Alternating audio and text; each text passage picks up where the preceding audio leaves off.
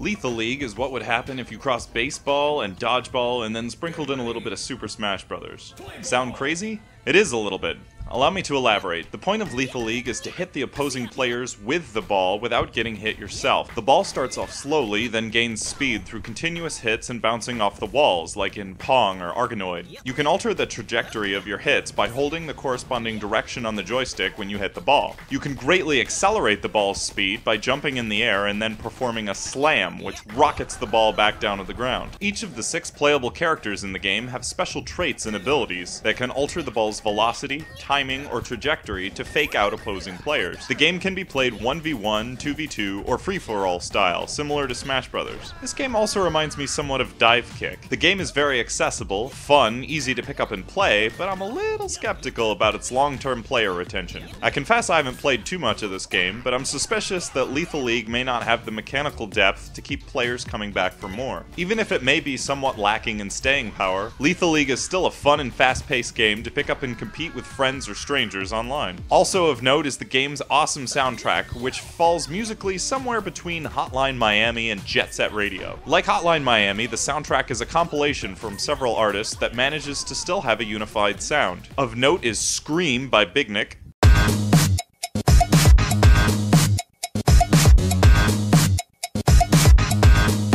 Ordinary Days by Klaus Wien,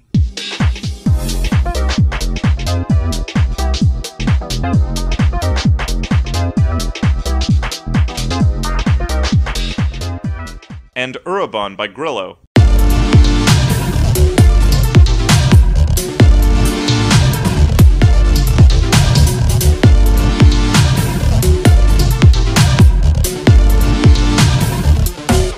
I've said this before in other reviews, but I love when game soundtracks have a unique sound like this. Not enough games do that. Lethal League is a fun, fast-paced, and accessible spin on the fighting game genre. I'm a little skeptical about this game's lasting depth, but you should play it yourself to decide where it falls on the scale between novelty and legitimate deep competition. I at least hope you'll be able to agree it has an awesome soundtrack.